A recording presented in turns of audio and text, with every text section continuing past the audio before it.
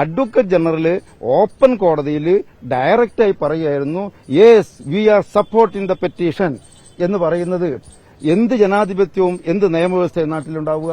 നിയമത്തെ ഇങ്ങനെ കാറ്റിൽ പറത്തിക്കൊണ്ട് ചവിട്ടി മതിക്കുന്നു എന്നത് ജനാധിപത്യത്തിനും നമ്മുടെ നിയമവ്യവസ്ഥയോടുമുള്ള വെല്ലുവിളിയായതുകൊണ്ടാണ് അതിനെ നമ്മൾ ചാലഞ്ച് ചെയ്യുന്നത്. ലീഗിനെ സംബന്ധിച്ചിടത്തോളം അവർ മുസ്ലിം സമുദായത്തോട് കടുത്ത വഞ്ചനയാണ് ഈ കാര്യത്തിൽ ചെയ്തത്. സുപ്രീം കോടതിക്ക് അതല്ലാതെ നമ്മളെ ഒരു റിലീഫ് തരാതെ ഇരിക്കാൻ കഴിയില്ല.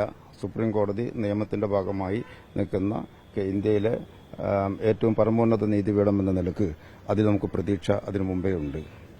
കേരളത്തിലെ വിധി, ഹൈക്കോടതിയിലെ വിധി സത്യത്തിൽ ഞെട്ടിച്ചു കളഞ്ഞു.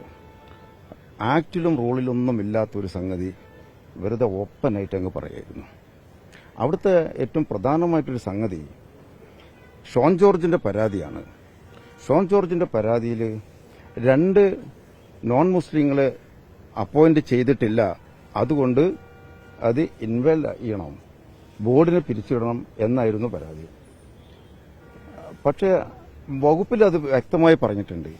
ഏതെങ്കിലും 1, 2, 3, 4 അംഗങ്ങൾ കുറഞ്ഞാലും ബോർഡിന്റെ ഫംഗ്ഷനെ അത് ബാധിക്കുകയില്ല എന്നും ബോർഡിന്റെ തീരുമാനങ്ങളെ അത് സ്വാധീനിക്കില്ലെന്നും എന്തു വന്നാലും ബോർഡ് പ്രവർത്തന സജ്ജമാണെന്ന് വ്യക്തമായി പറഞ്ഞിട്ടുണ്ട്. അംഗങ്ങളെ നോമിനേറ്റ് ചെയ്യേണ്ടത് സർക്കാരാണ്.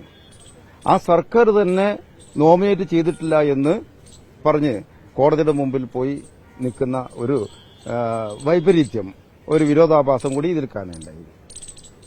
മറ്റൊന്ന്, അത് വേണമെങ്കിൽ അവർക്ക് സർക്കാർ നോമിനേറ്റ് ചെയ്താൽ മതിയല്ലോ. അത് അധികാരമുള്ള സർക്കാരല്ലേ, അവരല്ലേ നോമിനേറ്റ് ചെയ്യേണ്ടത്. ബോർഡ് എന്ത് പഴച്ചു? പിന്നെ കോടതിക്ക് അധികാരം ആക്ടിനെ വ്യാഖ്യാനിക്കലാണ്, ആക്ട് അനുസരിച്ച് വിധി പറയലാണ്. ഇത് ആക്ടിന് വിരുദ്ധമാണ് കോടതി പറഞ്ഞത് മുഴുവനും. ഏത് സാഹചര്യത്തിൽ എങ്ങനെ ചെയ്യണമെന്നുള്ളത് വ്യക്തമായി ഉമീദ് ആക്ടിൽ 2025 വഖഫ് അമെന്റ്മെന്റ് ആക്ടിൽ പ്രതിപാദിച്ചിട്ടുണ്ട്. ആ എല്ലാ സീമകളും ലംഘിച്ചുകൊണ്ടുള്ള വിധിയാണത്. ആ വിധിയാണ് ഞങ്ങളിവിടെ ചോദ്യം ചെയ്തിട്ടുള്ളത്. യഥാർത്ഥ നിലവിൽ വഖഫ് ബോർഡിന് പ്രവർത്തിക്കുന്നതിന് തടസ്സമൊന്നുമില്ല. പക്ഷേ നിയമത്തെ ഇങ്ങനെ കാറ്റിൽ പറത്തിക്കൊണ്ട് ചവിട്ടി മതിക്കുന്നു എന്നത് ജനാധിപത്യത്തിനും നമ്മുടെ നിയമവ്യവസ്ഥയോടുമുള്ള വെല്ലുവിളിയായതുകൊണ്ടാണ് അതിനെ നമ്മൾ ചാലഞ്ച് ചെയ്യുന്നത്. ചെറിയ കൺട്രോൾ മാത്രമേ വെച്ചിട്ടുള്ളൂ. മറ്റൊരു കാര്യം, ലീഗിനെ സംബന്ധിച്ചിടത്തോളം അവർ മുസ്ലിം സമുദായത്തോട് കടുത്ത വഞ്ചനയാണ് ഈ കാര്യത്തിൽ ചെയ്തത്. ഇത്രയും വലിയ വഞ്ചകരെ ഇനി കാണാനുണ്ടോ? ഇതേ സുപ്രീം കോടതിയിൽ 2 നോൺ മുസ്ലിങ്ങളെ അപ്പോയിന്റ് ചെയ്യുന്നതിനെതിരെ കേസ് ഫയൽ ചെയ്യുകയും ആ കേസ് ഇപ്പോഴും നടന്നുകൊണ്ടിരിക്കുകയും ചെയ്യാണ്.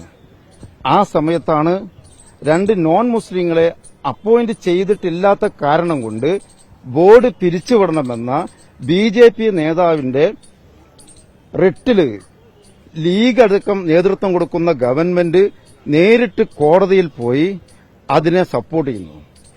മറ്റൊരു ദുഃഖകരമായ സംഭവം, അവിടെ സുപ്രീം കോടതി ഹൈക്കോടതിയുടെ ബഹുമാന്യനായ ചീഫ് ജസ്റ്റിസ് ചോദിക്കുന്നുണ്ട്, AGയോട് ചോദിക്കുന്നുണ്ട്, അഡ്വക്കേറ്റ് ജനറലോട് ചോദിക്കുന്നുണ്ട്, നിങ്ങൾ പെറ്റീഷനെ സപ്പോർട്ട് ചെയ്യുകയാണോ എന്ന് ചോദിക്കുന്നുണ്ട്. Yes we are supporting the petition എന്ന് BJPയുടെ നേതാവ് ഫയൽ ചെയ്ത 2 നോൺ മുസ്ലിങ്ങളെ അപ്പോയിന്റ് ചെയ്യാത്ത കാരണം കൊണ്ട് ബോർഡ് പിരിച്ചുവിടണമെന്ന ആ റെറ്റില് ഞങ്ങൾ അതിനെ സപ്പോർട്ട് ചെയ്യുകയാണ് എന്ന് ലീഗ് വകുപ്പ് കൈകാര്യം ചെയ്യുന്ന കേരളത്തിലെ ഗവൺമെന്റ് നേരെ ഹൈക്കോടതിയിൽ പരസ്യമായി നിലപാടെടുക്കുകയാണ്. മറ്റൊരു വിരോധാഭാസം, ഇതേ ഏജ് തന്നെ റിട്ടൺ സ്റ്റേറ്റ്മെന്റ് കൊടുത്തിട്ടുണ്ട്, അഫിഡവിറ്റ് ഫയൽ ചെയ്തിട്ടുണ്ട്. അതിൽ ഇത് ഡിസ്മിസ് ചെയ്യണമെന്നാണ് പറഞ്ഞിട്ടുള്ളത്. അങ്ങനെ രേഖാമൂലം കൊടുക്കുകയും വെർബലി ഓപ്പൺ കോർട്ടിൽ പോയി എതിര് പറയുകയും ചെയ്യുക എന്നത് ഏജിയുടെ നിലവാരത്തിന് യോജിച്ചതായിരുന്നില്ല, ഗവൺമെന്റിന്റെ നിലവാരത്തിന് യോജിച്ചതായിരുന്നില്ല. അതൊരു തരം സ്ട്രീറ്റിലെ കളികൾ മാത്രമായി ബഹുമാനപ്പെട്ട നിയമവ്യവസ്ഥയെ ഇവർ മാറ്റിക്കളഞ്ഞു. അതുകൊണ്ടുകൂടിയാണ് അതിനെ ഞങ്ങൾ കോടതിയിൽ ചോദ്യം ചെയ്തിട്ടുള്ളത്. ഈ വിധി ചൊവ്വാഴ്ചയോ തിങ്കളാഴ്ചയോ ചൊവ്വാഴ്ചയോ ഇതിനെ മാറ്റിക്കൊണ്ടുള്ള വിധി, സ്റ്റേ ചെയ്തുകൊണ്ടുള്ള വിധി വരും എന്ന് ഞങ്ങൾ പ്രതീക്ഷിക്കുന്നുണ്ട്. കേരളത്തിലെ മുഴുവൻ ജനങ്ങളും ഇതിന്റെ കൂടെ തന്നെയാണ്. പ്രതിപക്ഷ നേതാവ് ഇന്ന് മാധ്യമങ്ങളെ കണ്ടപ്പോൾ പറഞ്ഞത് സർക്കാർ ഒത്തുകളിച്ചുകൊണ്ട് ഉള്ളൊരു അട്ടിമറിയാണ് നടത്തിയതെന്നുള്ളതാണ്. അപ്പോൾ ആ വഖഫ് ബോർഡ് ചെയർമാനും ആ നിലപാടിൽ ആ ഇത് തന്നെയാണ്. അത് വഖഫ് ബോർഡ് ചെയർമാനോ പ്രതിപക്ഷ നേതാവോ എന്നല്ല, കേരളത്തിലെ ജനങ്ങൾ അങ്ങനെ വിശ്വസിക്കുന്നുണ്ട്. സത്യത്തില് ഒത്തുകളിക്കാണല്ലോ ചെയ്തത്. സാധാരണ ചില സമയങ്ങളിലൊക്കെ സർക്കാർ വാദിയുമായി ചേർന്ന് കോടതിയിൽ ഒത്തുകളിക്കാറുണ്ട്. അത്ര സമയങ്ങളിലൊക്കെ തലയാട്ടിയിട്ടും മിണ്ടാതിരുന്നിട്ടൊക്കെയാണ് ജിപിമാരോ മറ്റോ അതിനോട് പതുക്കെ അനുകൂലമായി പ്രതികരിക്കാറുള്ളത്. പക്ഷെ ഈ കാര്യത്തിൽ AG അഡ്വക്കേറ്റ് ജനറൽ ഓപ്പൺ കോടതിയിൽ ഡയറക്റ്റായി പറയുകയായിരുന്നു, yes we are supporting the petition എന്ന് പറയുന്നത് എന്ത് ജനാധിപത്യവും എന്ത് നിയമവ്യവസ്ഥയും നാട്ടിലുണ്ടാവുക? സർക്കാരാണതിൽ പ്രതി. വാദിയും പ്രതിയും ഒന്നാക്കി കളിക്കുന്ന ഒരു നല്ല നാടകം കളിച്ചു ബഹുമാനപ്പെട്ട ഹൈക്കോടതിയിൽ. ആ നാടകമാണ് ഇതിലൂടെ വെളിച്ചത്ത് വരുന്നത്, ഇതിലൂടെ പുറത്തു വരുന്നത്.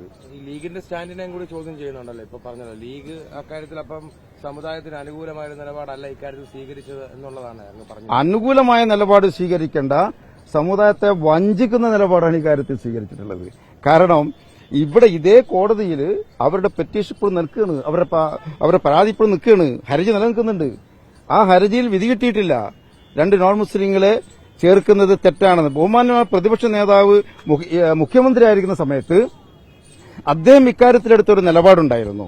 അദ്ദേഹം പറഞ്ഞത് മുസ്ലിങ്ങളുടെ വഖഫ് ബോർഡിൽ നോൺ മുസ്ലിങ്ങളെയോ ഹിന്ദുക്കളുടെ ദേവസ്വം ബോർഡുകളിൽ നോൺ ഹിന്ദുക്കളെയോ ക്രിസ്ത്യാനികളുടെ സ്ഥാപനങ്ങളിൽ സെമിനാറുകളിലോ മറ്റോ നോൺ ക്രിസ്ത്യാനികളോ വെച്ച് നാട്ടിലൊരു കലാപമോ പ്രശ്നമോ ഉണ്ടാക്കാൻ ഗവൺമെന്റ് ആഗ്രഹിക്കുന്നില്ല.